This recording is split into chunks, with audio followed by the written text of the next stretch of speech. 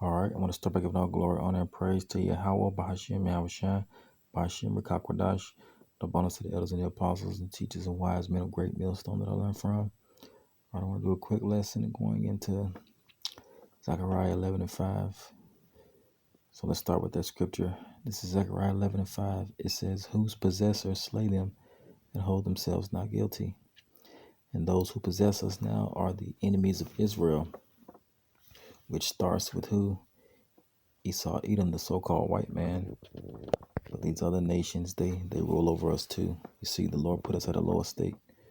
But eventually this lower state is not going to last very long, because he's going to send his son back, whose name is Yahushua, and save us from our possessors and bring these heathen nations down.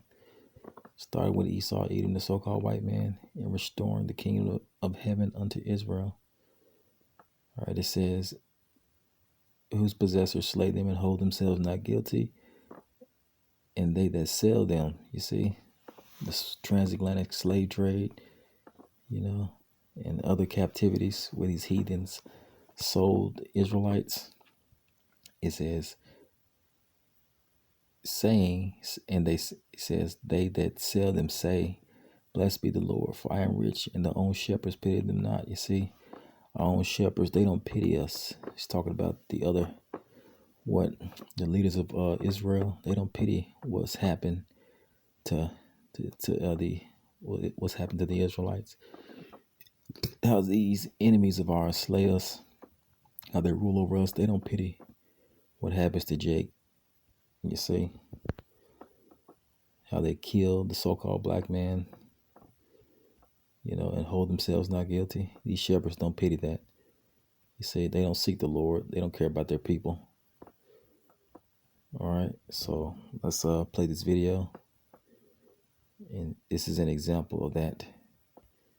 How the enemies of Israel start with the so-called white man Esau, hold themselves not guilty after slaying a so-called black man. Well, the so-called blacks are, from the tribe of Judah or Yahweh. All right, let's play this video. He'll black me. Almost got away with it. His story's he'll black me. Almost got away with it. His story is going to make your blood boil. I want you to put a picture full mask. We're going to get into the details of this. This individual in Indiana, 19 years of age, but this crime started years ago, was convicted of murder for shooting 3 black men in Indianapolis. Caden Smith is his name.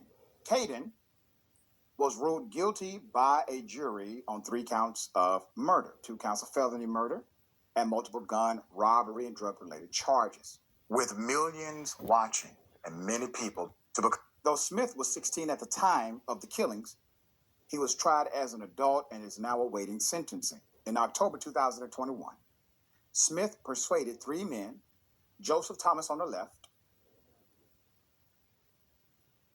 18, Michael James on the right, 22, and Abdullah Mubarak, not pictured, 17, to meet him in a grassy field off of Interstate 465 by employing the ruse, the manipulation, that he was going to demonstrate a, quote, Glock switch, okay?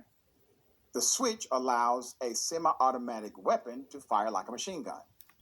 And that's the thing, Jake, you should know by now not to never trust your enemy. You see, like the scriptures say, never trust thy enemy, for as iron rusted, so is their wickedness. You see, never trust your enemy, Jake. Instead, he opened fire on all 3 men over the course of 2 nights, each one suffering multiple gunshot wounds. Officers collected over 50 9mm fired cartridge casings at the scene, as well as unfired 9mm bullets, court documents revealed. Smith then robbed his victims and left their lifeless bodies on a grassy path in the heavily wooded area, said prosecutors. An off-duty police officer first discovered the bodies of James and Mubarak. That was October 12th. After an intensive search, with all-terrain vehicles, police found a third victim, Joseph Thomas, reported ABC affiliate WRTV. Because the killings took place on 2 different nights, the triple murder fueled suspicions of a serial killer in the city, but the police quickly debunked that theory when the text messages led them to the perpetrator. They arrested the 16-year-old Smith, executed a search warrant on the home he reportedly shared with his grandmother, where they found the murder weapon along with a bulletproof vest, bags of drugs, several cell phones, and internet searches, including, does freezing a gun remove DNA? And another one, how many deaths is considered a mass murder? Reveal court documents obtained by WRTV. Despite the quick work of authorities, the case was plagued with challenges. Now, this is going to make your head spin. So in October 2022, a judge threw out key evidence, threw it completely out, including the alleged murder weapon, and ruled that detectives, in fact, violated Smith's Fourth Amendment rights during the search warrant, just before the trial was set to begin. Smith was released to his home, only with a GPS ankle bracelet with instructions not to leave the state. He was ordered, quote, to have no firearms, deadly weapons, or ammunition in his possession, reported NBC affiliate WTHR. Now, think about this. The judge makes the ruling, you violated his rights here, throwing out all the evidence that actually could lead to a conviction of an individual who has been charged basically with being a serial killer. Now, judges have the opportunity, obviously, to make rulings. It's within their wheelhouse. Some judges make rulings that are on the, let's just say, spectrum of conservative, some of them a little more liberal. The point is, judges get a wide range here. So just as easily as this judge threw out the evidence, you can find another judge who would have said, nope, we're going to keep the evidence.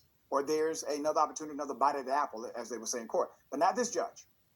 With evidence tossed out and Smith no longer locked up, the case was stalling. But within less than 2 months, Smith had already violated the conditions set by the judge. He was back in jail November 23rd, his 18th birthday, after police found Snapchat videos, photos, of him brazenly doing what? Holding a handgun with the GPS monitor around his ankle. After police raided a house he was in and found guns and drugs, he was arrested once again. This time, he was held without bond on new charges of dealing marijuana, visiting a common nuisance, and invasion of privacy. He stayed in jail until his trial finally began August